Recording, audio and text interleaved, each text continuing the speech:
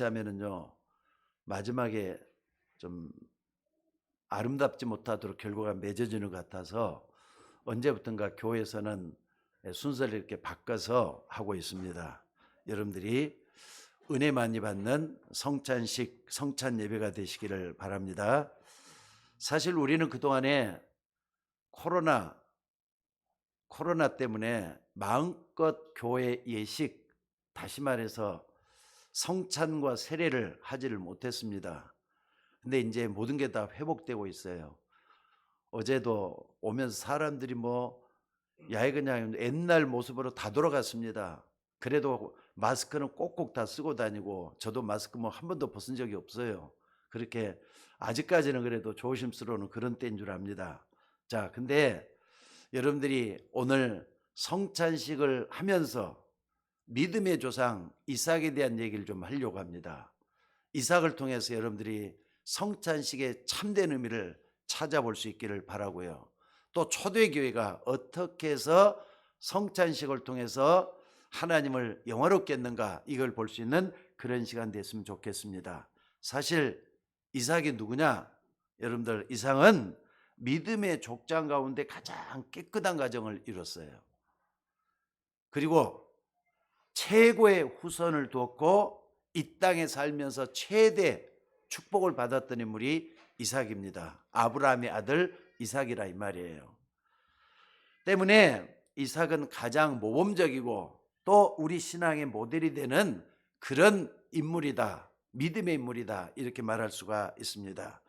사실 이삭도 이삭이지만은요, 리브가, 그 아내 리브가를 보면은 어쩜 이렇게 하나님의 축복 속에서 아내를 얻었을까 하는 생각을 해봐요. 리브가는 말이죠, 어떻게 얻어졌느냐? 사실 이삭이 아브람 100세 때 얻은 아들이잖아요. 그러니까 얼마나 귀합니까? 이런 아들을 말이죠, 홍기가 다 차가지고 나이가 들어가니까 아브라함은 자기의 노종, 늙은 종이죠. 그러니까 늙은 종을 불러서 내 고향, 내 본토로 돌아가서 너는 내 자부가 될 사람을 구해라, 기도 가운데 구해라, 이러면서 그 늙은 종이 말이죠, 기도를 하면서 고향 땅으로 가는 거예요. 그래서 거기서 찾게 된 인물이 누구냐? 리브가였다는 인물이다, 이거예요. 리브가 그 동네뿐만 아니라 굉장히 미인이었다 그래요.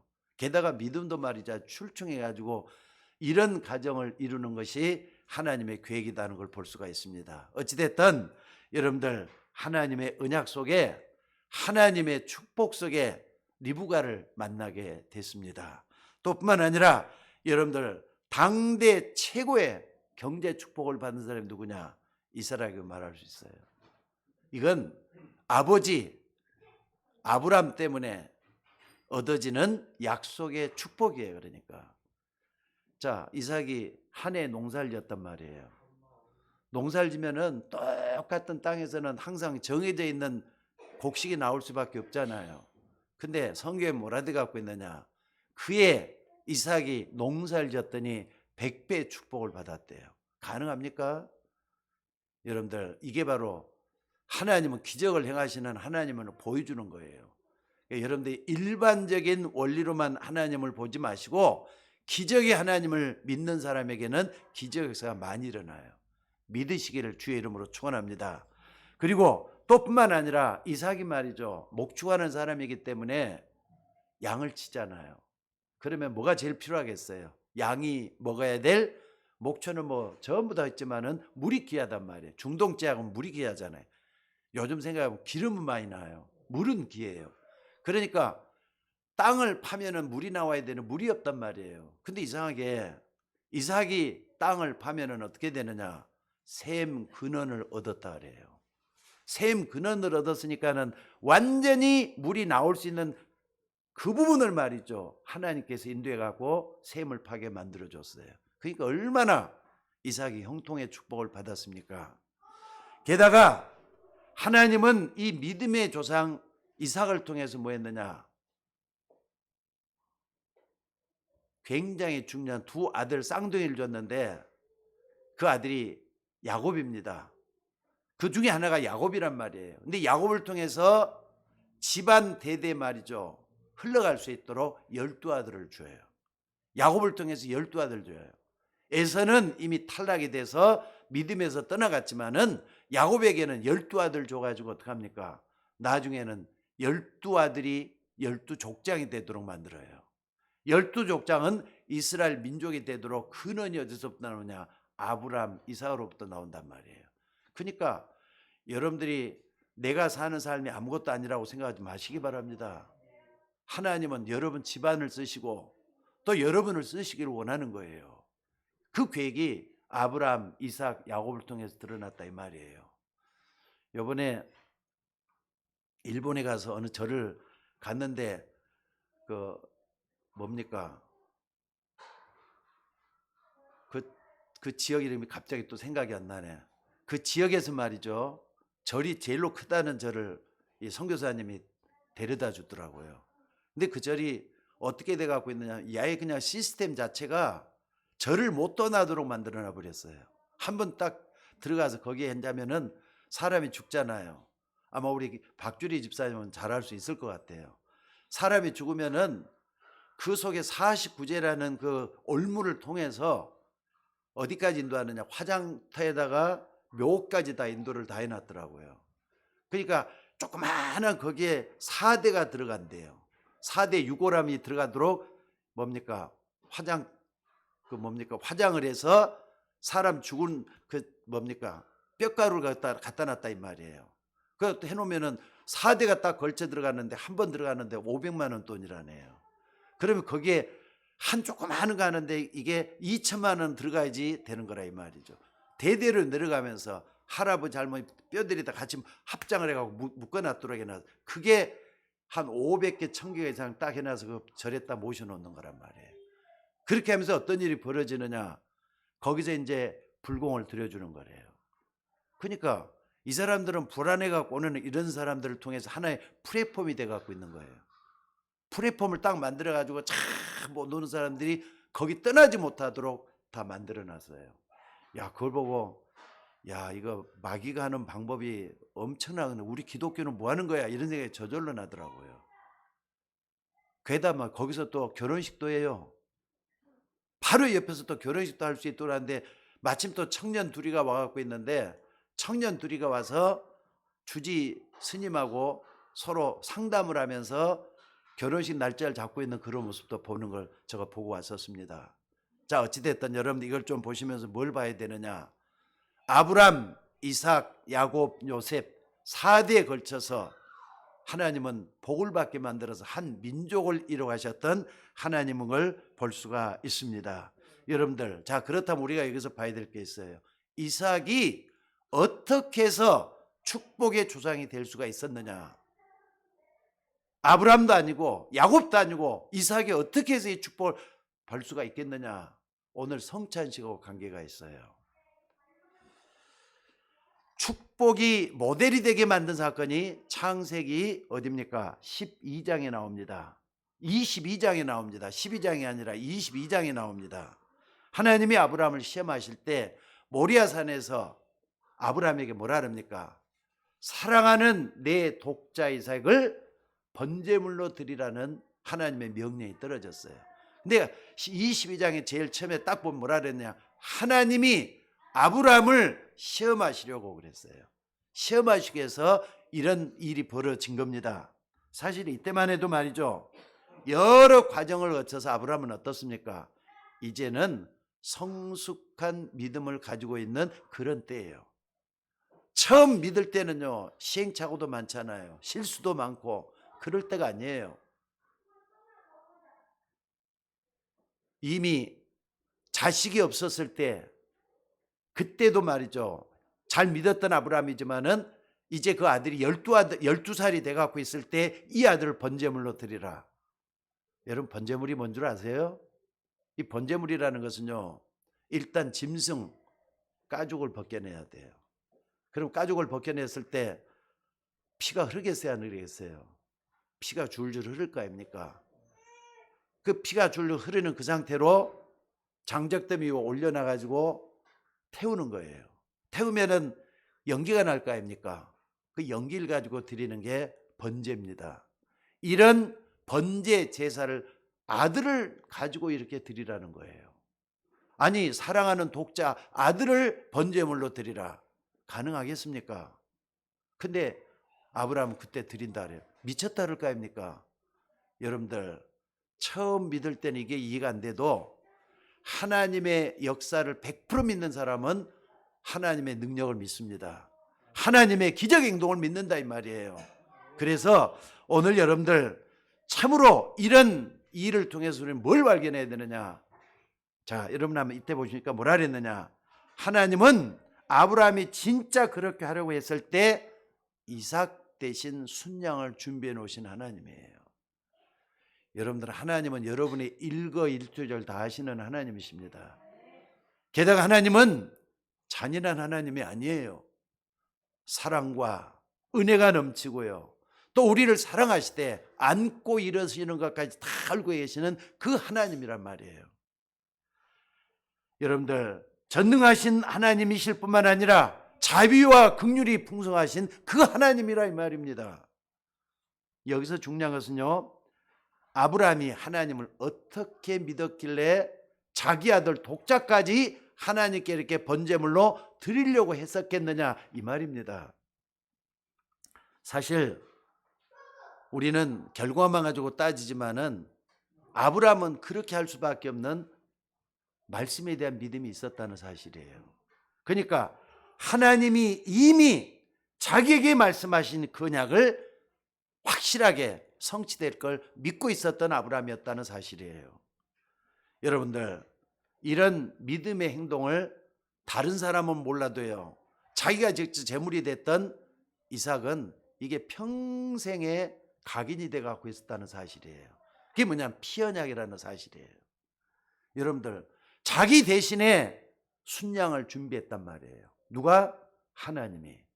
그러니까 나 대신에 저 순양을 준비하시는 그 하나님을 우리는 영원하게 해야 된다. 이걸 딱 박혀 있었다는 사실이에요. 여러분 그러니까 순양 얘기만 나오면 이삭은 어떻게 했어요? 항상 나 대신에 어린 양을 준비해서 하나님께서 제사 지내도록 만들었다. 그러니까 나는 죄 때문에 망해야 되는데 하나님은 나 대신에 예수님을 준비하셨다. 이 사실이에요. 이걸 제대로 믿었던 사람이 이삭이었다는 사실입니다.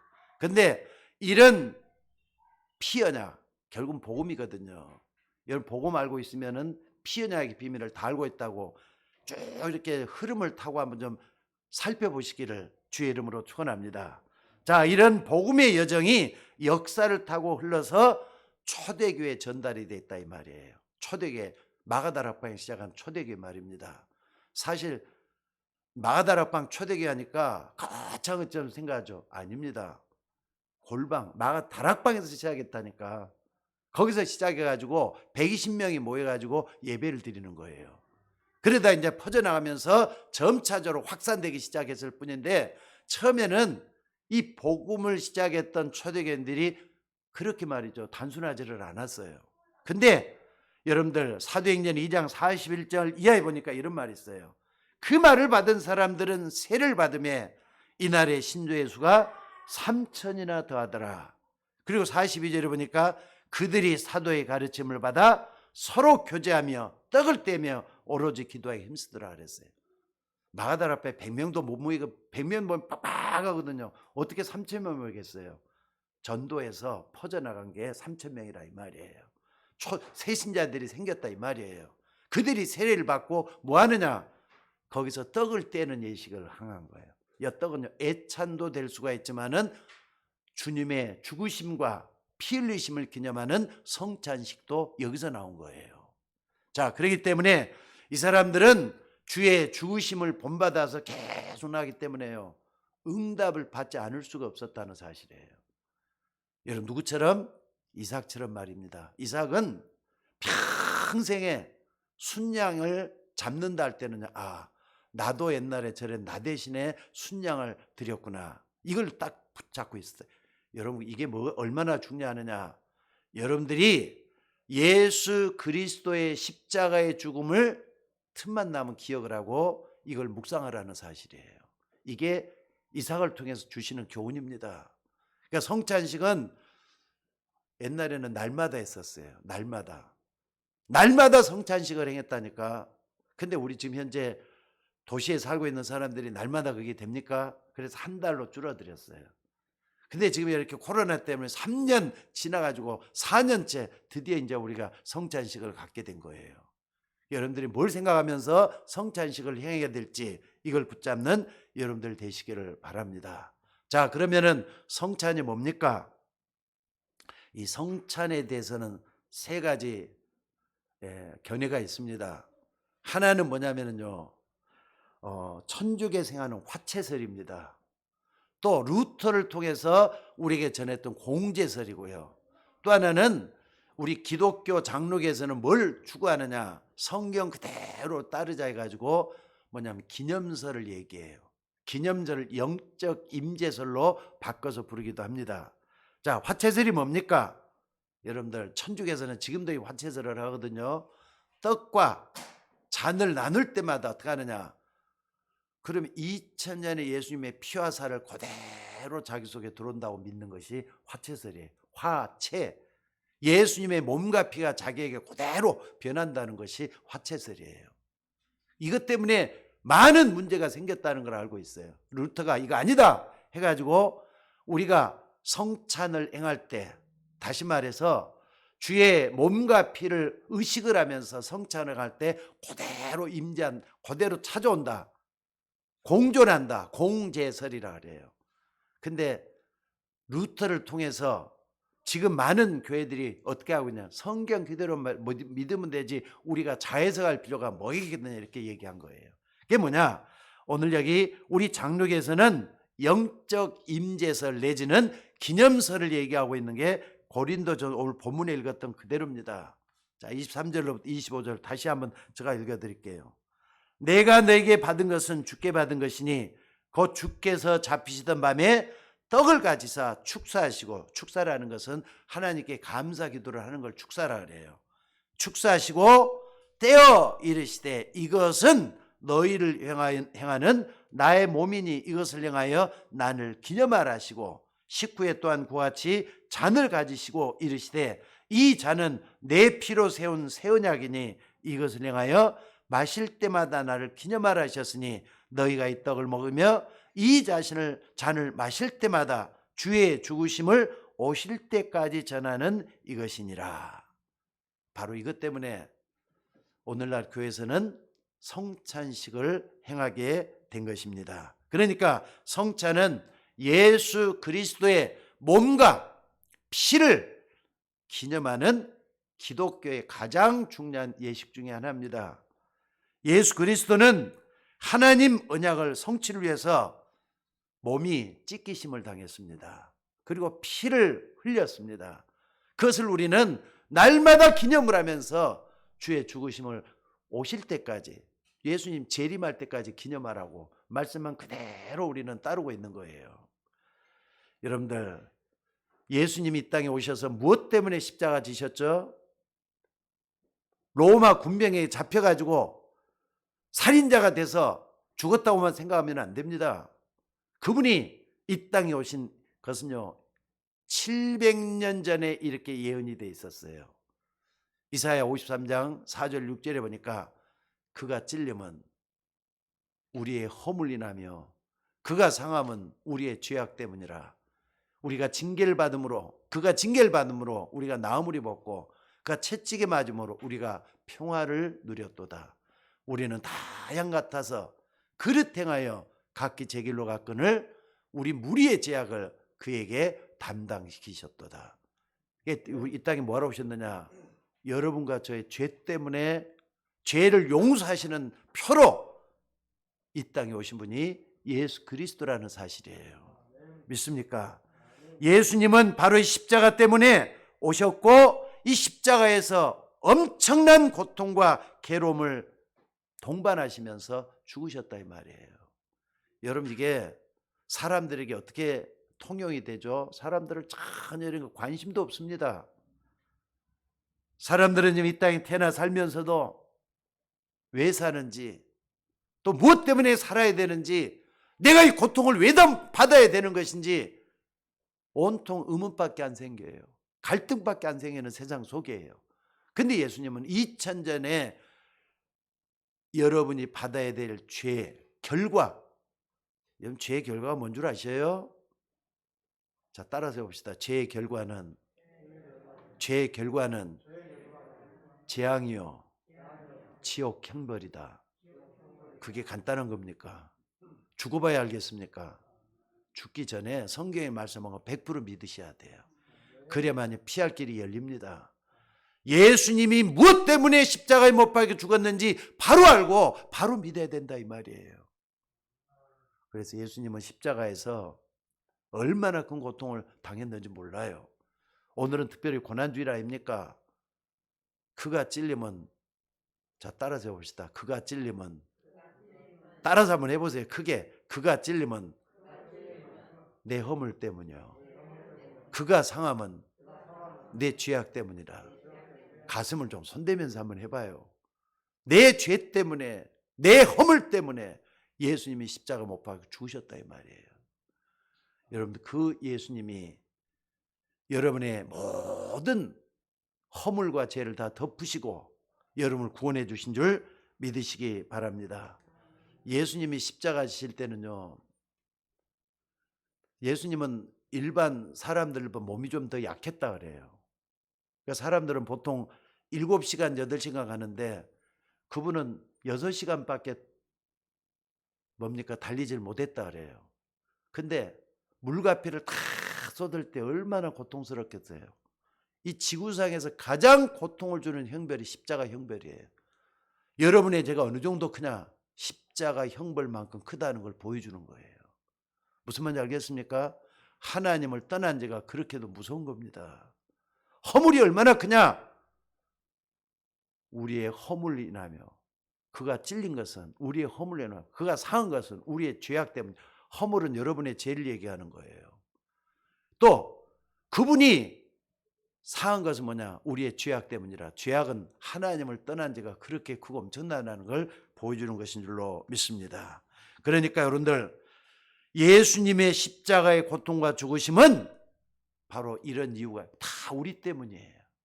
이 땅의 모든 사람들 때문에 우리를 구원해 주시기 위해서 십자가 지셨다는 사실. 단 어떤 사람에게 해당되느냐? 믿는 자에게만 해당이 되는 거예요. 그래서 성경에서 가장 귀한 말이 무슨 말이냐? 성경을 대표할 수 있는 말은 요겁니다. 요한복음 3장 16절. 자, 우리 다 같이 한번 의미를 생각하면서 한번 암송을 한번 해봅시다. 다 외우고 있죠? 자, 시작. 하나님이 세상을 이처럼 사랑하사 독생자를 주셨으니 이는 저를 믿는 자마다 멸망치 않고 영생을 얻게 하려 하심이라. 이 지구상에 오고 가는 모든 사람들에게 예수님이 믿도록 만들어 놨어요. 저를 믿는 자마다 멸망치 않고 영생을 얻게 함이라. 그러니까 이 땅의 사람들은요, 예수님을 모르면 멸망이에요. 예수님 모르면 지옥 가는 거예요. 그래서 주 예수를 믿으라. 그러면 너와 내 집이 구원을 얻으리라 말씀하신 줄로 믿습니다. 여러분들, 우리는 그리스도를 단순하게 알고만 있으면 안 됩니다. 이게 내 속에 파묻혀오는 체험이 되어야 돼요. 고린도전서 12장 2절에 보니까 너희도 알거니와 너희가 이방으로 있을 때 말 못하는 우상에게로 끄는 그대로 끌려갔느니라 그랬어요. 지금까지 살아오면서 여러 가지 집안의 흐름이라든지 또 내 자신이 어떤 가다 보니까 말이 우상 숭배하는 데까지 갔을 거예요. 나무 형상을 만들어 놓은 거기에다가 절을 하고, 또 어떻습니까? 어떤 황동으로 부어놓은 거기다 절을 하고 우상에 끄는 그대로 갔느니라 그랬어요. 여러분, 무엇 때문에 사람들이 우상을 섬기고 나무에다가 복을 비는지 그 이유를 알아야 될 것 같아요. 게다가 에베소서 2장 2절에 보니까 뭐라 그랬습니까?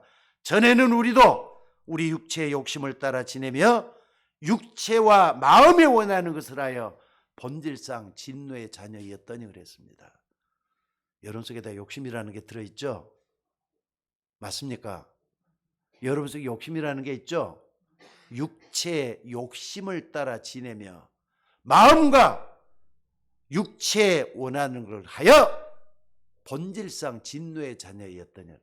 본질상 지옥 갈 수밖에 없고 고통당할 수밖에 없고 망할 수밖에 없는 존재가 인간이라는 사실이에요. 이렇게 죽어 마땅한 우리 죄인을 위해서 모든 죄와 허물을 용서하기 위해서 예수님이 십자가지로 이 땅에 오신 줄로 믿습니다. 그래서 못 박혀 죽으셨어요. 그러면서 예수님이 이 대가를 위해서 뭐라 그러면 다 치르시고 난 다음에 요한복음 19장 30절에 뭐라 그랬습니까? 다 이뤘다. 여러분의 죄를 다 해결했다 이 말이에요. 여러분의 모든 고통과 괴로움을 다 해결했다 이 말이에요. 우리는 이제 이 모든 것을 멀리서 보고 있고 또 이렇게 뭡니까? 깊게도 보면서 예수님의 십자가를 그리는 고난주일이란 말이에요. 그러니까 고난주일은 날마다 고난주일이 돼서는 안 돼요. 여러분들에게 다가오면은 고난주일은 끝나야 돼요. 뭐가 있어야 되느냐? 고난 뒤에는 뭐가 있죠? 부활이 있는 거예요. 이 고난을 통해서 부활을 맞이하는 우리가 되셔야 될 줄로 믿습니다. 그래서 여러분들 그리스도의 구원의 은혜를 항상 기억하면은 저절로 그리스도가 원하는 삶을 살게 돼 갖고 있습니다. 여러분들 그 속에 우리 서울 예인교회 여러분들이 있는 거예요. 여러분들 교회는 여러분들이 없으면 서울 예인교회 있을 수가 없습니다. 교회는 그리스도의 몸이라 그랬고요. 또 그리스도의 몸 안에 예수님 뭐라 그랬습니까? 그리스도는 머리라 그랬어요. 이걸 통해서 우리가 해야 될 일 찾아가는 우리 모두가 되셔야 될 줄로 믿습니다. 이제 우리는 오늘 성찬을 행하면서 그리스도의 죽으심과 부활을 믿고 의지하면서 그분을 바라보는 십자가의 믿음을 소유할 수 있는 저와 여러분이 되셔야 될 줄로 믿습니다. 이제 코로나를 우리는 하나하나 통과하고 있어요. 그 늪에서 빠져나와란 말이에요. 안일함과 나태와 또 이렇게 어떻습니까? 틀린 각인 속에서 빠져나와야 된다 이거예요. 그래서 하나님이 원하는 그 십자가의 은혜가 여러분 속에 넘쳐나는 이 시간이 되셔야 될 줄로 믿습니다. 자, 기도하겠습니다. 은혜가 풍성하신 아버지 하나님, 오늘 또 귀한 날 주의 종들을 통하여 성찬 주일을 맞을 수 있도록 인도해 주심을 감사드립니다. 주의 떡과 주의 잔을 합당치 않게 마시는 자는 자기의 죄를 먹고 마시는 것이 된다고 했습니다. 겸손한 마음으로 두려운 마음으로 이 성찬을 받게 하시고 주의 죽으심을 본받아서 하나님을 기쁘게 하는 주의 일에 우리의 모든 것이 쓰임받게 하옵소서.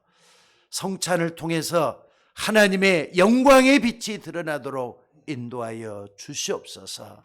우리를 구원해 주신 예수님의 이름으로 기도드리옵나이다. 아멘.